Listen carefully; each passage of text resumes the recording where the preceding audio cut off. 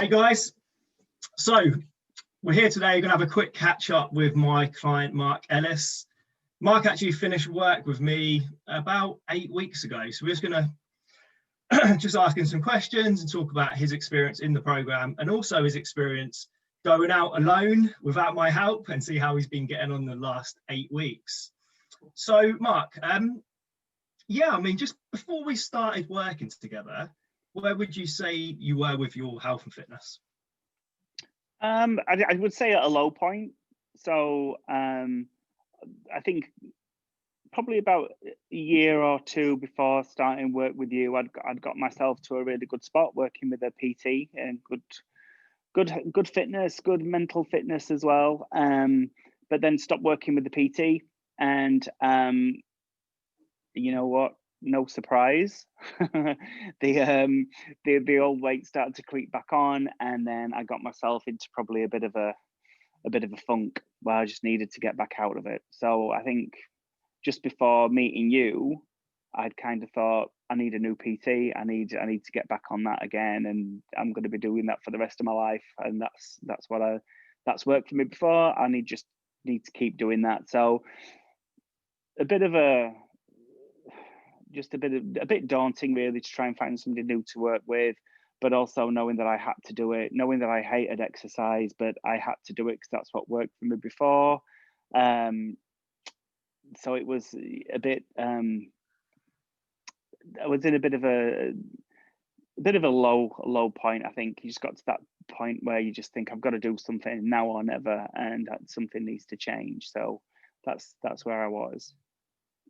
All right, awesome. So just remind me, what was your total weight loss in the 12 weeks that we worked together? It was about 22 pounds. Yeah. So almost 2 stone. Was it almost 2? No, it's almost 2 stone. Yeah, almost 2 stone. Yeah. All right, awesome. And I think what's important, I think, again, the people that see this in the group, they always wonder what had to be done to get that success. Or like why you were successful. So why do you think you were successful with losing that 22 pounds in the 12 weeks together, Mark? Sorry, I think this is trying to deliver a parcel. Well, an email literally just came through while I'm talking to you saying, sorry, we've tried to deliver your parcel, and they're fucking liars. They have not tried to deliver the parcel at all. Anyway, DPD. It's a good advert for DPD, or maybe not a good advert for DPD. Not a good advert at all. Sorry, what was the question? Yeah, I think what people like to see or hear is like, what you did to have success, or why do you think you was so successful? Why do you think you was so successful in losing the 22 pounds in the 12 weeks? I think there's a number of things really. I think having routines, having habits was really important, but also that that check-in probably was very instrumental in the success. And I think just working with you and just tuning into the things that I could do and I could do that were not high effort. But I think we talked about this all the way through. It is literally about building those habits, but making it easy for you to build those habits. So having things close by, having visual reminders, having pop-ups that come up on your computer or wherever it is to remind you to do stuff, whatever that stuff is. I think that was, and they're the reasons why I can still maintain today, is because those habits, well, most of them I think are now ingrained in me. And if I don't do the habit, I actually do worry about it when I go to bed. So that's how much you brainwash me, Michael, now. Sleepless Just nights. Watching, guys, it wasn't brainwash. Or maybe it was in a good way. Jedi mind tricks. Definitely in a good way. It's but for sure, the weekly check-in, being able to share what's worked and what's not worked, and just contracting with each other about what we were going to achieve in the next week. Because that contract was never something that was out of reach, or that was too ambitious, or that was something that you're going to have to try really hard or make room in your life to do. That was the fantastic bit about this, is that everything just synchronizes in with your normal life.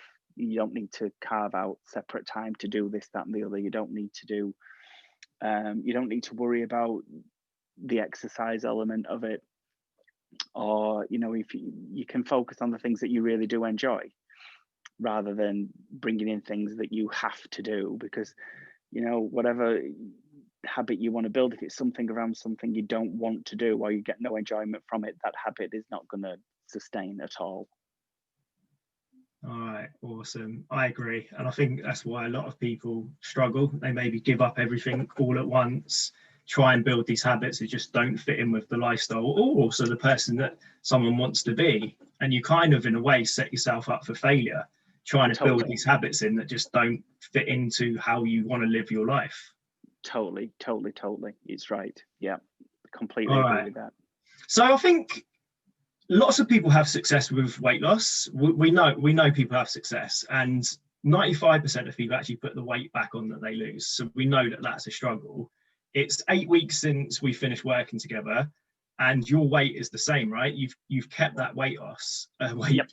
You've kept that weight loss off. Why Yes. do you think that is for you? I think it's because I really wanted it, and I think from the beginning, one of the reasons that we were happy, to work together, is that we both agreed that sustainment was the thing that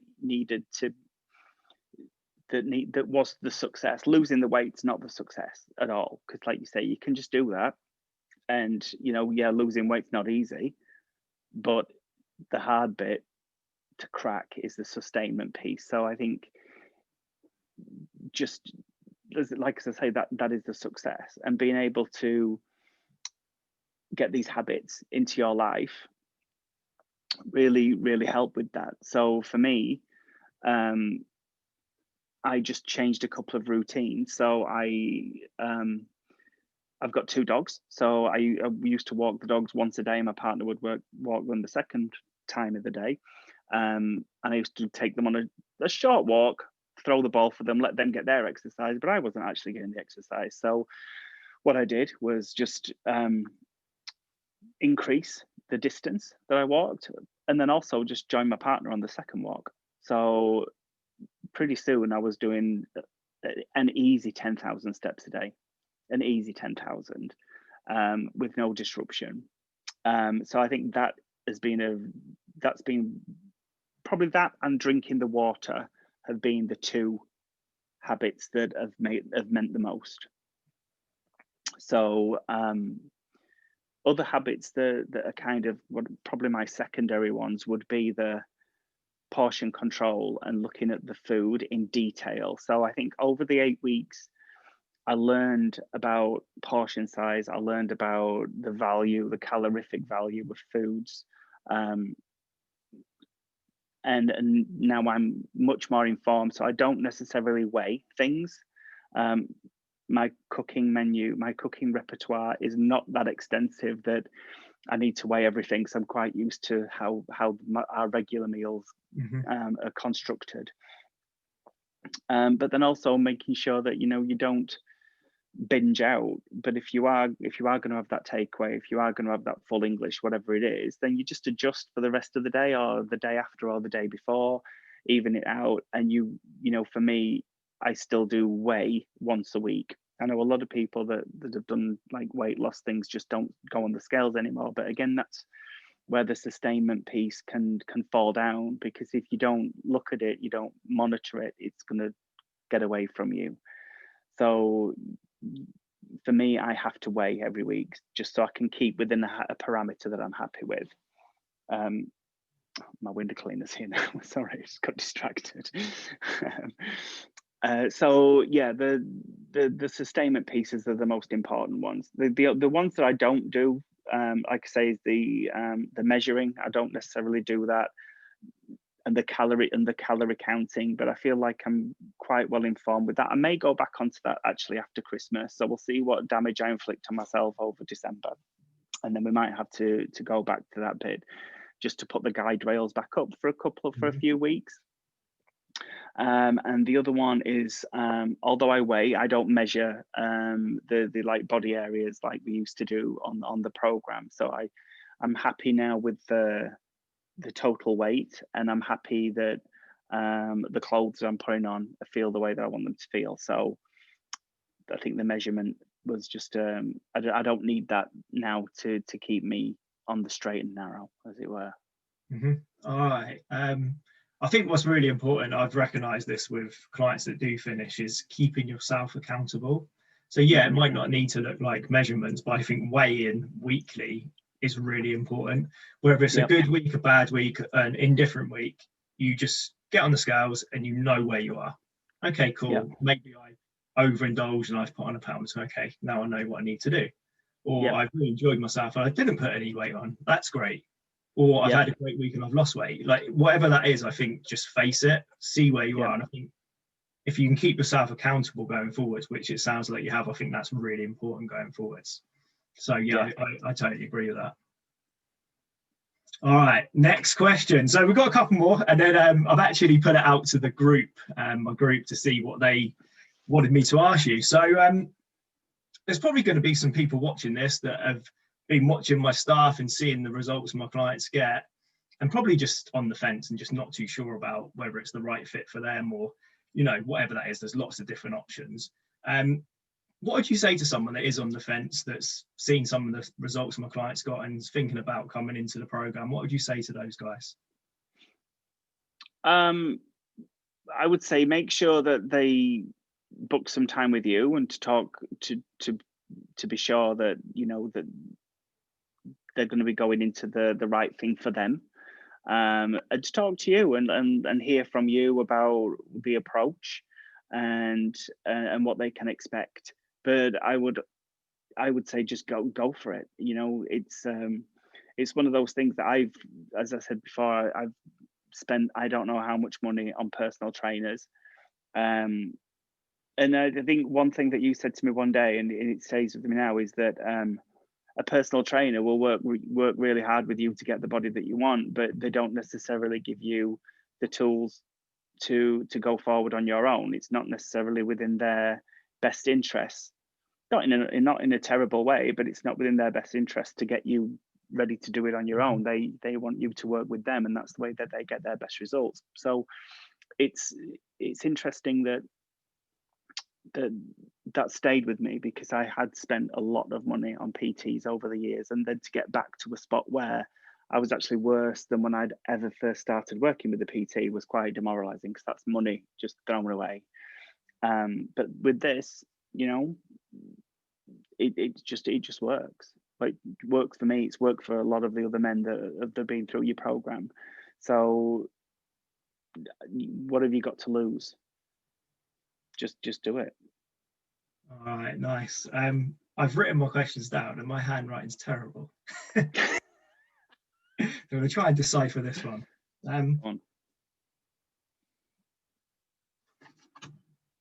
So yeah, just before we get onto the questions that the guys put in the group, I think again with weight loss and transformation and health, I think a lot of people just wonder if it will work for them. So do you think this process that I put my clients through in terms of coaching, do you think it will work for anyone?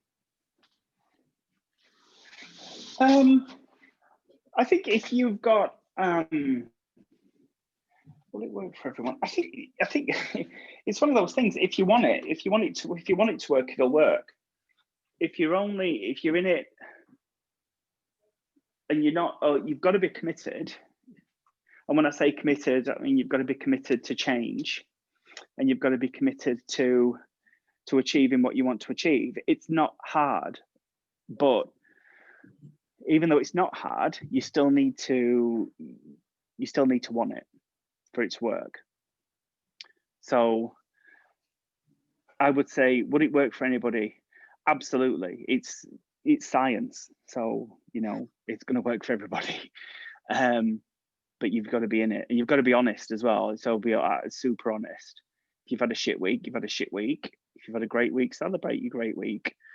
Don't make yourself a prisoner to not having what you want to have. You can have everything that you want in moderation and with slight adjustments. So you just got to want it. That's what I'd say, but it will work for anybody. All right, nice. I think what you said there is really important. You've got to want it. I can't want it more than my clients want it. Obviously, I want everyone to come in and get results, but every individual that comes in has to want it. And you're right, it's a level of commitment that I expect anyway, or otherwise I wouldn't take someone into my program. But yeah, you're absolutely right. You've got to want it, and it's not a quick fix. You've got to want it. Right, so we are going to go into the group. So these are questions that the guys thought it'd be good for me to ask you. I'll put it in the group just to see what they were. So going to go through a couple. So first one is, how have you coped since leaving the program?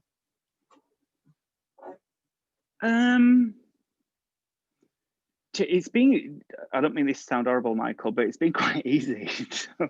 I think that's because I think that's because we built up such personal and strong habits, right? So I'm guessing that, you know, a lot of the habits that the men have on the program are unique to them. There'll be basic ones like your nutritional element, your water, but your anything aside from that is what you fit in with your own life. And I think making sure you commit to the right habits is really helpful. So for me, it's been easy, and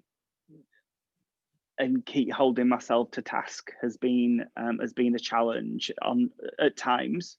But I guess the great thing is you know, you have a bad day on a Friday. By Sunday, you can have rectified it if you do the right stuff, right? So it's not. I think one of the other things that I learned was that you just don't throw the towel in just because you've had one bad thing. It's like, I remember years ago, I used to smoke years and years and years ago, and I tried to give up so many times. But I think you might not have a cigarette for a few days, and then you have a cigarette and you think, oh, I may as well just smoke again now. And then you're back being a smoker rather than just saying, I had that one. Okay, now I won't have any more. And so I think it's a bit like this. Just, you know, take your fuck ups and take your mistakes and just get back on the path as soon as you feel like you can get back on the path, you know, and you will get back on it.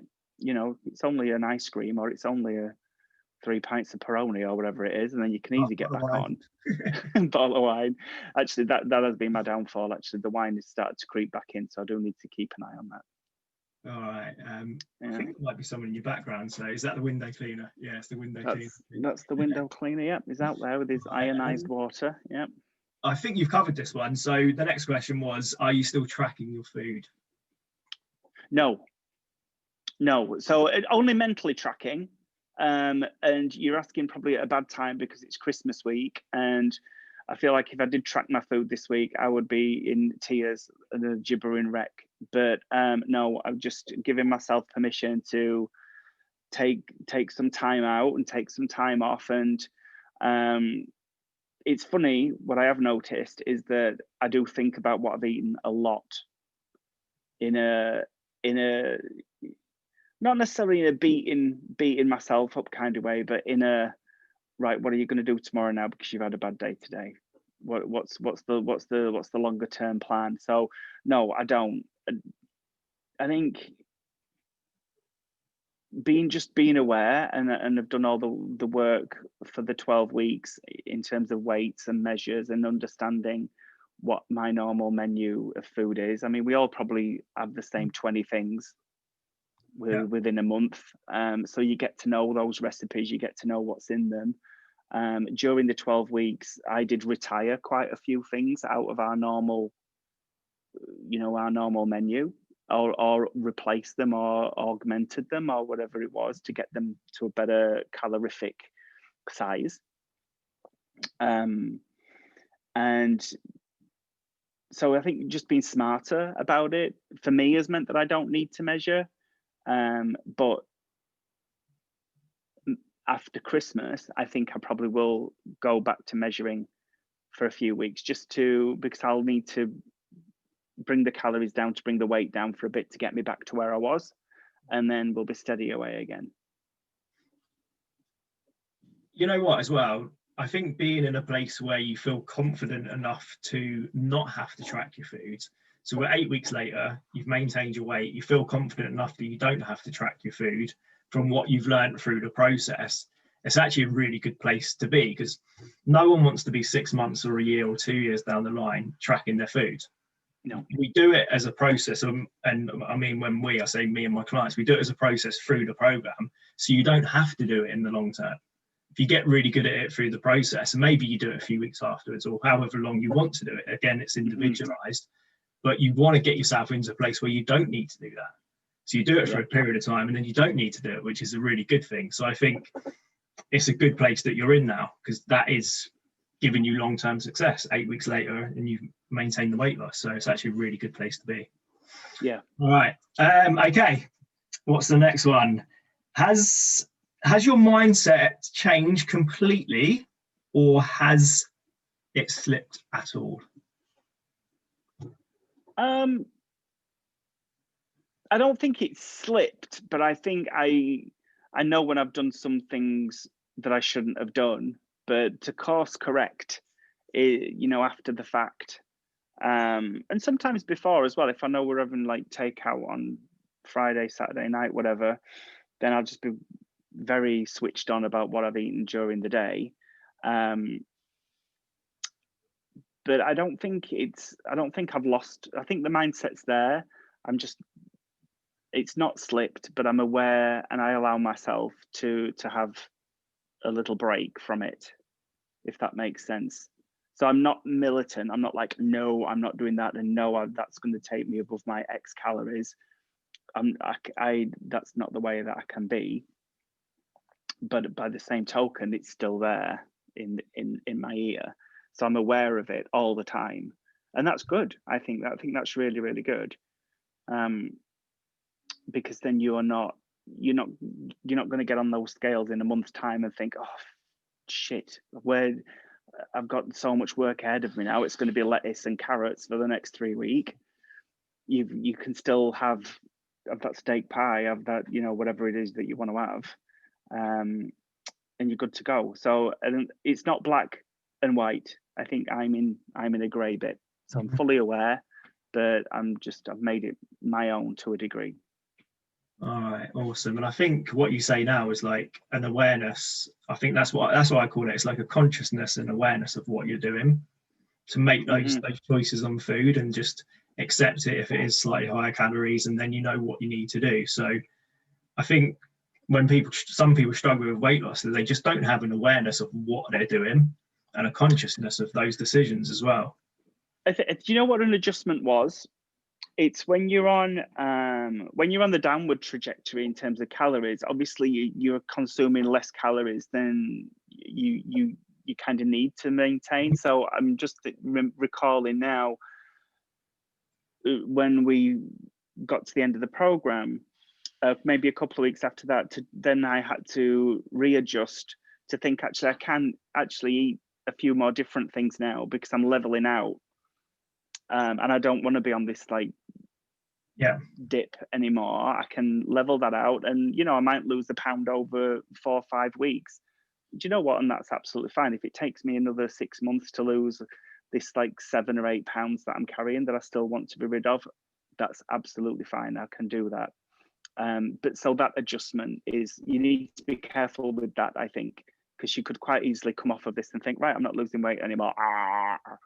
But that would be wrong. Don't do that. Yeah, of course. So undoing all the hard work you've done. I think that's a mindset thing as well. So reducing your calories, because obviously the outcome's the weight loss, but then introducing more, because it's like, okay, yeah, it's fine, I can start introducing more calories. But the mindset is being comfortable with that and knowing that that's okay. I can actually eat a bit more. I'm all right with that. I'm not going to put on weight. So I think that's a real mindset thing. All right, we've got 2 more questions. This is that last question was from Mike, who's a current client, and he's dropped another one. His questions are quite hard hitting. So the last one was the mindset change, and the next one is Do you regret not stepping up into the Fearless Man program?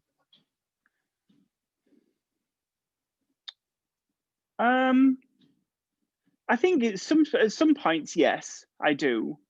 Because I think on one hand, like I'm here now over Christmas, and I'm like, oh, I'm eating more than what I would have been planning for. So I do.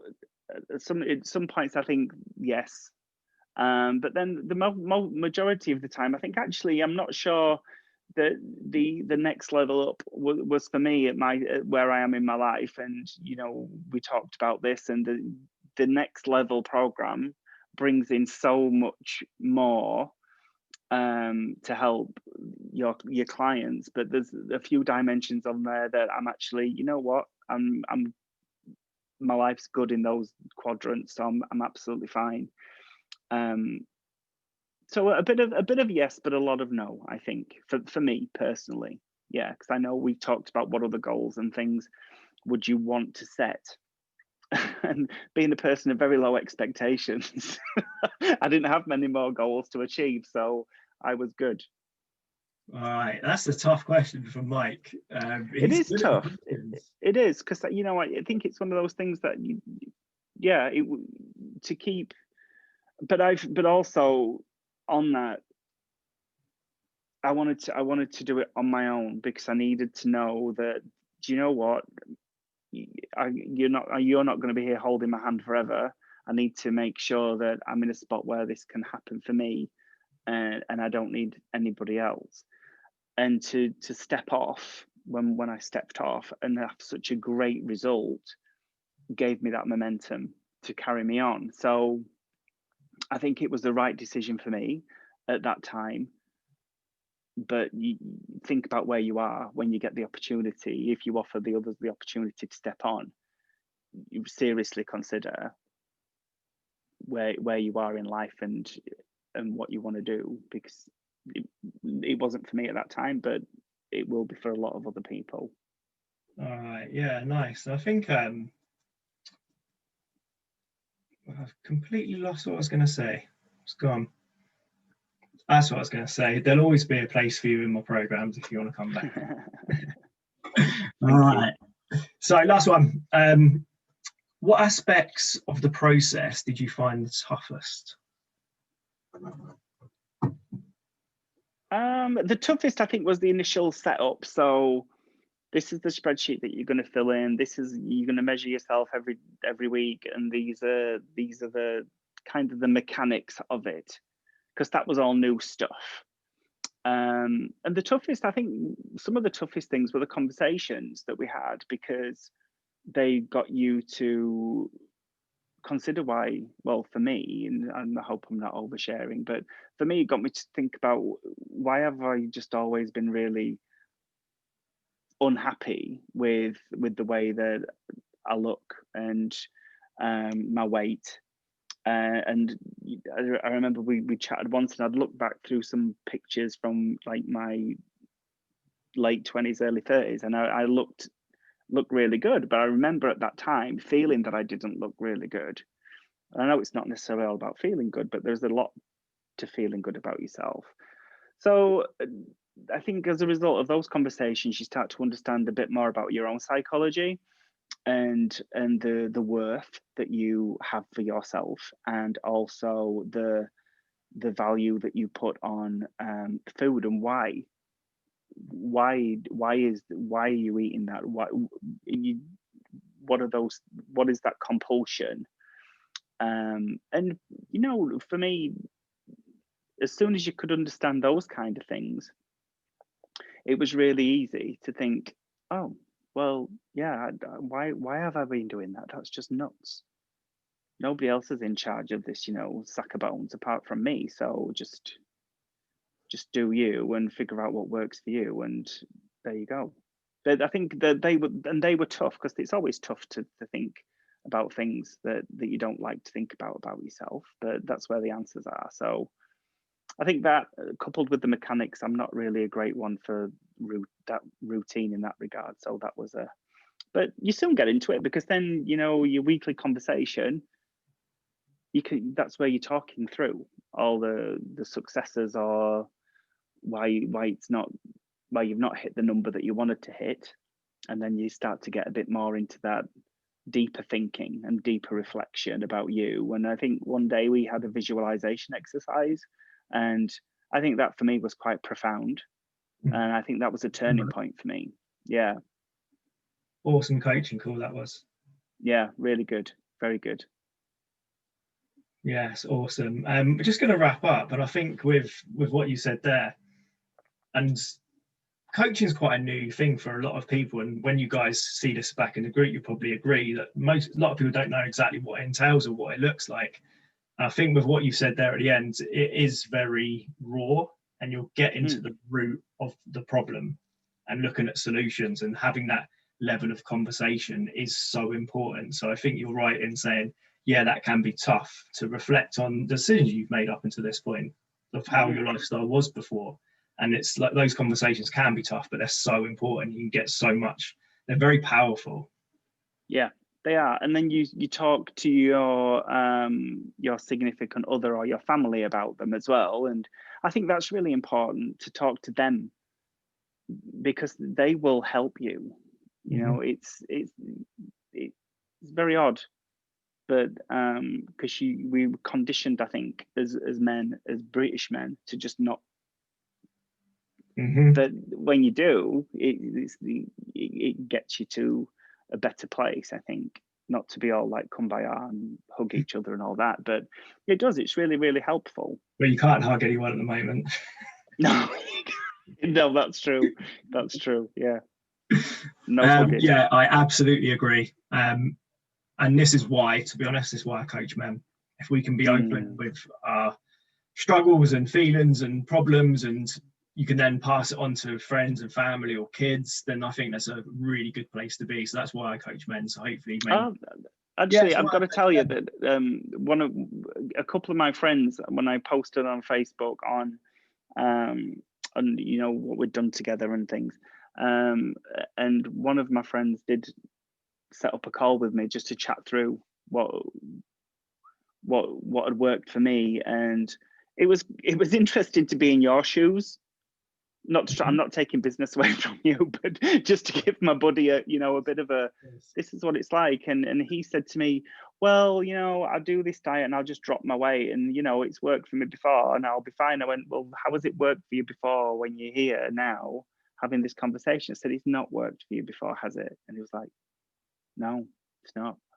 So that was really interesting, being able to just share that back out. So now he's on his own journey. Unfortunately, he couldn't, commit to your program at this time, but he's trying to do his own thing. Yeah, nice. That's the what I call like the ripple effect.